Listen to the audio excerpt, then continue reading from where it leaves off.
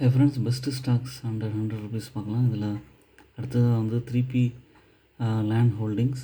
இதோட ஷேரை வந்து 64 ருபீஸ் 50 பைசைக்கு வாங்கினீங்கன்னா 67 ருபீஸ் 50 வரைக்கும் போக வாய்ப்பு இருக்குது. ஸ்டாப் லாஸாக 63 ருபீஸ் வச்சுக்கலாம்.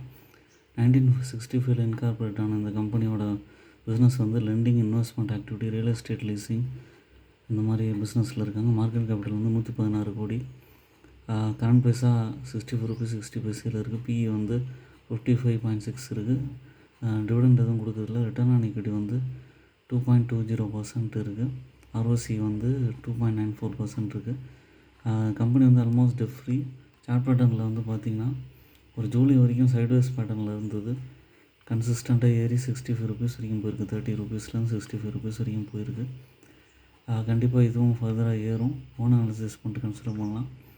அதுக்கு அடுத்து வந்து சட்லஜ் டெக்ஸ்டைல்ஸ்.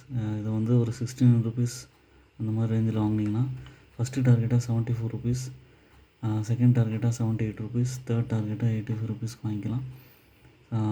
வரைக்கும் போக வாய்ப்பு இருக்குது. ஸ்டாப் லாஸாக வந்து 65 வச்சுக்கலாம். மார்க்கெட் கேபிட்டல் வந்து 1158 கோடி. கரண்ட் ப்ரைஸாக 70 ரூபா 70 பைசா இருக்குது. இதோட டிவிடெண்ட் எதுவும் கொடுக்குறதில்ல. ரிட்டர்ன் ஆன் ஈக்விட்டி வந்து 11.2% இருக்குது. இதோட ப்ரைஸ் வந்து பார்த்திங்கன்னா ஸ்விங் ட்ரேடிங்க்கு ஏற்ற ஸ்டாக்காக இருக்குது. லாங் டேர்முக்கு ஹோல்ட் பண்ணலாம். அந்த மாதிரி ஒரு 50 ருபீஸ் அந்த மாதிரி ரேஞ்சில் வரும்போது திரும்ப வந்து ஒரு 60 ருபீஸ் இல்லைனா 70 ருபீஸ் வரைக்கும் ஏறுது. இப்போயுமே வந்து பார்த்திங்கன்னா ஒரு நல்ல கரெக்ஷன் கொடுத்து 55 ருபீஸ் அந்த ரேஞ்சுக்கு மேலே வந்துட்டு மறுபடியும் பிக்கப் ஆகி ஏற ஆரம்பிச்சிருக்கு. இது காரணம் உங்களோட ப்ராஃபிட் அண்ட் சேல்ஸ் நல்லா இருக்குது.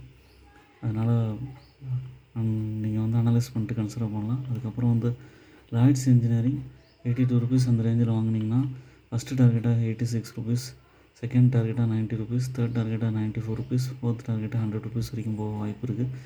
ஸ்டாப் லாஸாக வந்து 78 வச்சுக்கலாம்.